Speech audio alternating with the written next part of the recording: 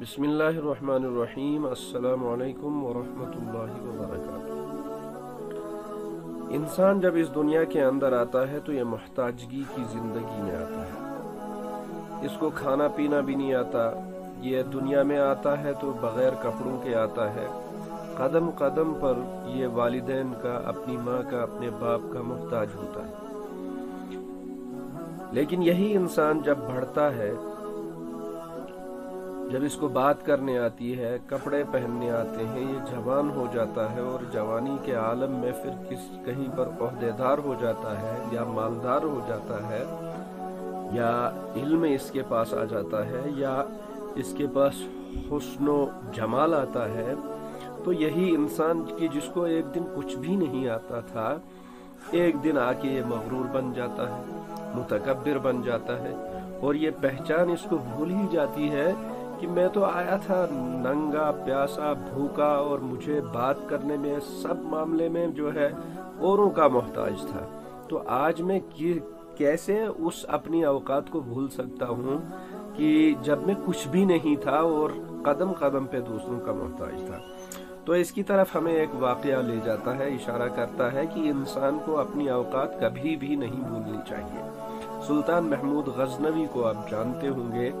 इनके एक दरबारी थे अय्याज, जो बहुत मकबूल थे सुल्तान महमूद गजनवी के दरबार में। लेकिन इस अय्याज के जो साथी थे वो सारे अय्याज से जलते थे, हसद रखते थे, बुग़्ज़ रखते थे, क्योंकि उसको वहाँ पर मकबूलियत और महबूबियत मिली हुई थी। तो कुछ दरबारियों ने एक दिन शिकायत की सुल्तान महमूद गजनवी से कि अय्याज जो है, इसने एक अलमारी बनाई हुई है, ये रोजाना चोरी से वो अलमारी खोलता है और उसके अंदर देखता है, फिर बंद करता है तन्हाई के आलम में। तो बादशाह ने जब ये बात सुनी, अय्याज को बुलवाया, कहा कि क्या तुम्हारी कोई अलमारी भी है? कहा हाँ। कहा उसकी चाबी कहाँ है? कहा मेरी जेब में है। और चाबी सुल्तान महमूद गजनवी के हवाले कर दी।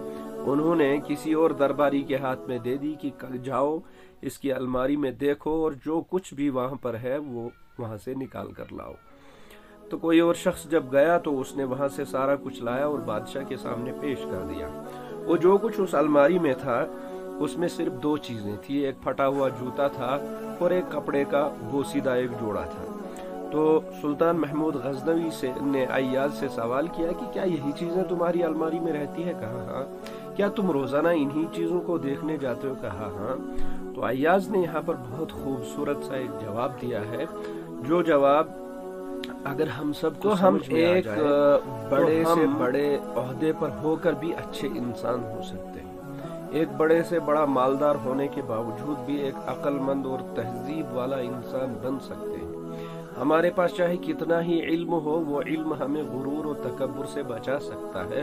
कि अगर अय्याज का ये वाक़या हमें समझ में आ जाए तो अय्याज ने क्या ही प्यारा जवाब दिया कि बादशाह सलामत में जिस दिन इस दरबार में आया था तो ये फटा हुआ जूता और ये बोसीदा कपड़े का एक जोड़ा लेकर आया था। तो मैं हर रोज इसको इसलिए देखने जाता हूँ कि अय्याज तू तो आज बादशाह की इनायत में है, उनकी नजर करम में है, उसके इनामात की बारिश तुझ पर है। लेकिन जिस दिन तू यहाँ पर आया था उस दिन तेरे पास फटा हुआ जूता और बोसीदा एक कपड़ा था।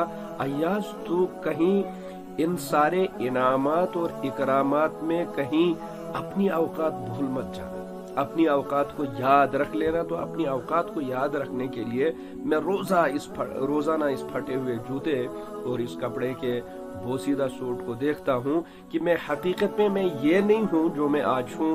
मेरी हकीकत ये है कि मेरे पास में जब यहाँ आया था तब मेरी औकात ये थी। तो इंसान को अपनी औकात समझ लेनी चाहिए कि इंसान तो एक नापाक नुत्फे से बना हुआ, गुरूर किस बात, तकब्बुर किस बात, और अपने आप में वो अनानियत लाना, किस वजह से इंसान इस अनानियत का हकदार बन सकता है। तो ये वाक़या हमें मजबूर करता है सोचने पर कि ये सारी चीज़ें जो हैं, माल और दौलत, ओहदेदारी, इल्म, हुस्न और जमाल होने के बावजूद भी हम अच्छे इंसान बन सकते हैं कि अगर हम ये कोशिश करें कि हम क्या थे, हमारी हकीकत क्या है। तो अल्लाह पाक हम सबको غرور سے بچائے، تکبر سے بچائے، انانیت سے بچائے، ریاکاری سے بچائے۔ تکبر عزازیل را خار کرد، بزندان لعنت گرفتار کرد۔